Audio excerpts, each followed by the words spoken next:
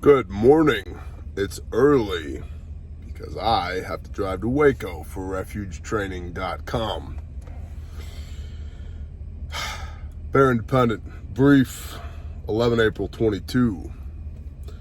By the light of the dome light in the GMC 3500 HD.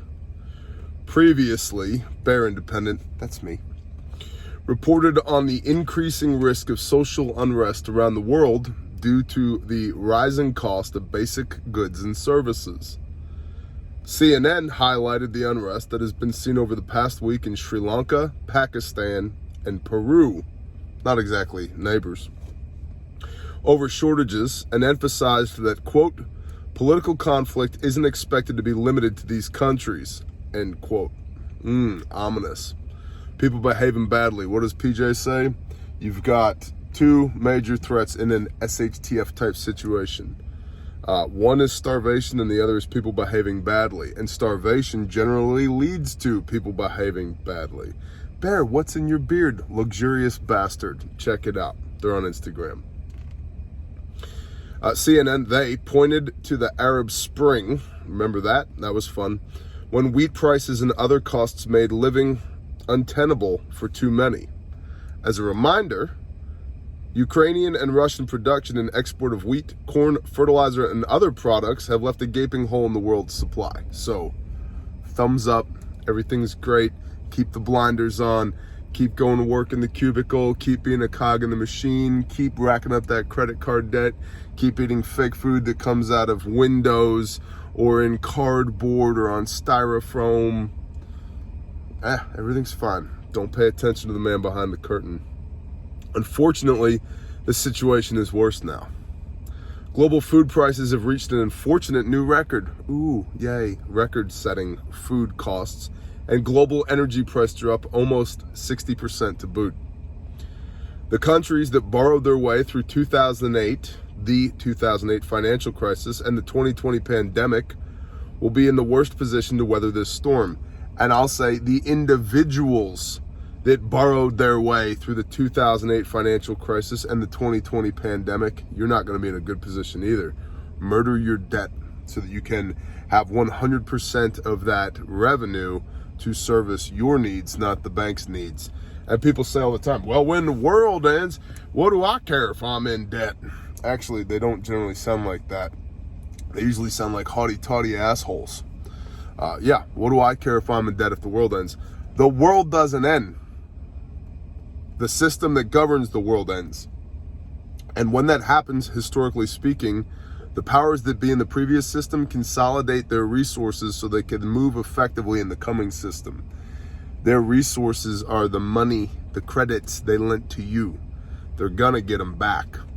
And if you don't have it, well, you can't get blood from a stone, Bear. Yeah, they'll take your house, they'll take your car, they'll take your 401k, they'll take everything you got.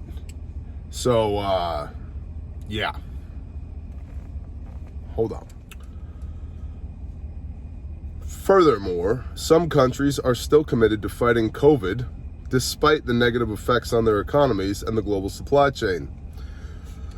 China's Shanghai, even now in 2022, has been in lockdown for 12 days.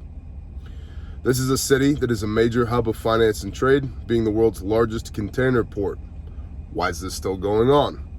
China is holding to its zero COVID policy. Chief China economist for Nomura, Ting Lu, said that the global investors may be underestimating just how much of an effect this policy could have on its economy and markets. That doesn't sound very reassuring.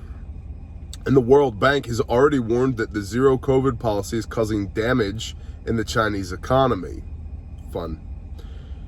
What's expected for everyone else?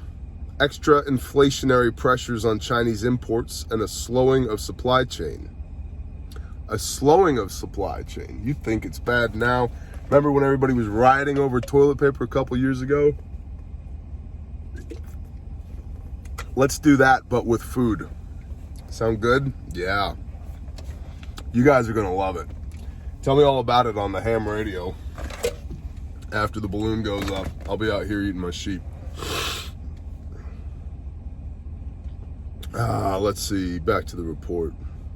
extra inflationary pressures on Chinese imports, and a slowing of the supply chain.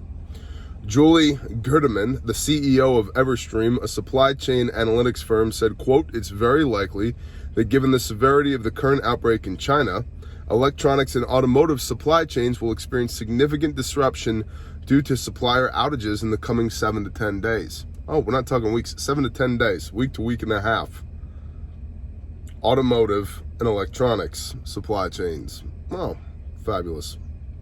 What else has China been up to? In the last week, the UK has pointed the finger at the country's government, claiming they initiated cyber attacks on the Ukrainian military and nuclear targets before Russia invaded. Preemptive electronic warfare strike by China in Ukraine before Russia invaded, at least says the UK. Bombshell? No. Interesting? Interesting AF.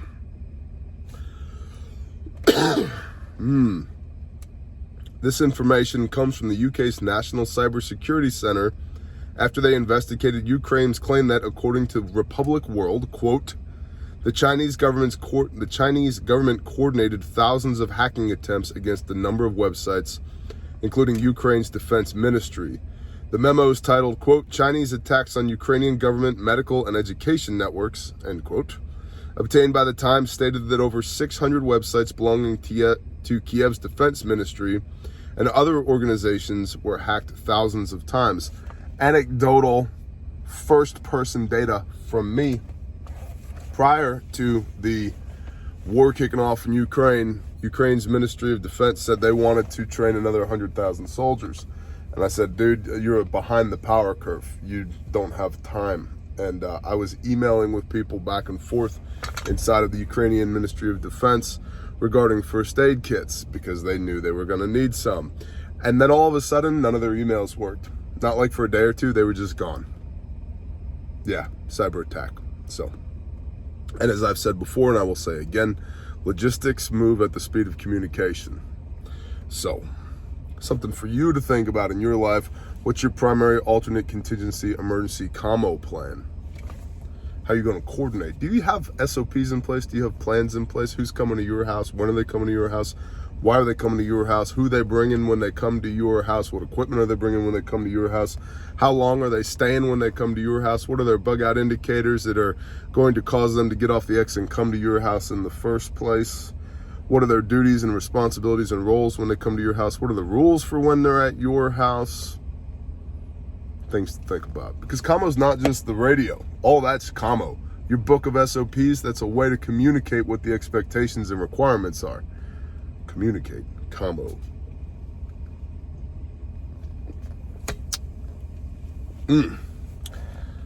All right. The Jerusalem Post has reported that U.S. intelligence data has suggested a confirmation of Chinese cyber attacks on Ukraine as well. Fabulous. By the way, British intelligence and U.S. intelligence do a good bit of work together, and sometimes, a lot of times, that's routed through Oz for reasons, especially with signals intelligence.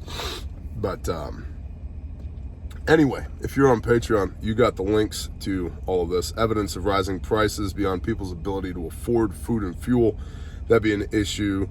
Zero COVID policy effects. And China doing naughty things for Russia.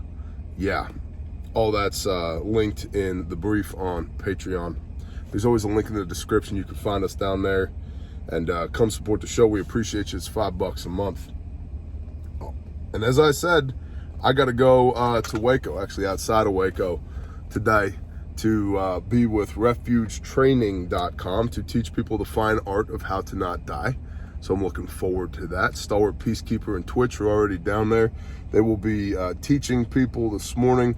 The Responder 1 class. I have another brother about to hop in the truck, and then we're going to head there, and then we will be there for Responder 2 this afternoon and Responder 3 tomorrow. And it's going to be a blast. The facility looks awesome. And so looking forward to that. You can find us at refugetraining.com. Find a class, sign up. While there's still classes to sign up for, your promo code is BEAR Nation. Get you 5% off the class. I realize 5% is not a lot, but it's the best I can do. Speaking of the best I can do, free shipping while it lasts at refugemedical.com. You guys know the deal. Handmade, made in America, guaranteed forever.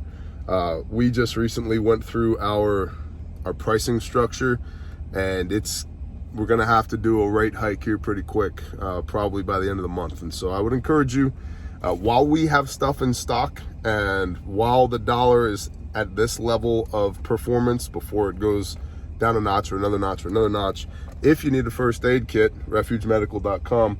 And I don't mean like, oh look, what's this? This is a stomp bag. What does that say? refugemedical.com right there. And I don't mean like a boo-boo kit because Susie skinned her knee on the bike, although we have boo-boo kits. And I don't mean like a garbage trauma kit like the My Medic that comes with a tourniquet that's not a tourniquet, and comes with a chest seal that's not a chest seal. It comes with a pressure bandage that's it's Chinese garbage with their branding on it. I mean a real North American rescue, made in America, guaranteed forever, 36 lives saved to date first aid kit. You can find us at refugemedical.com. Buckets are in stock and shipping fast. We have a handful of SOBs that are in the pipeline right now. And next week, the pallet of Bearfax arrive. And so appreciate your patience. It's all coming. And it's all going back out again. We are not Optics Planet. I will not take your money if I can't fill your order. Okay? Which, that annoys the shit out of me. Speaking of things that annoy the shit out of me, this is the opposite of. Many of y'all have been asking for a Caleb House update, and yesterday we broke ground at Caleb House. I will do more videos with more details in the future, but suffice it to say, yesterday was a beautiful and wonderful and exhausting day, and it was filled with excellent works and spiritual warfare, and it was overwhelming in the best ways possible. So yeah, thank you for your prayers and for your support of Caleb House and Grindstone Ministries. For those that don't know, Caleb House is a restoration facility for juvenile human trafficking survivors that we are building. And yesterday was really powerful. So please know we're making progress, but also please know we have to be careful how much we show of that progress, because operational security is a legitimate concern with this type of endeavor. And so I can't show you everything or tell you everything. But we broke ground yesterday, and the ball is rolling for construction. So praise the Most High. Y'all have a happy Monday. I appreciate y'all. Go be the light. Go be the light. Worry is a sin, and fear is from the enemy. You fear nothing but your Father in heaven. Roger? Roger. Bless y'all. Shalom.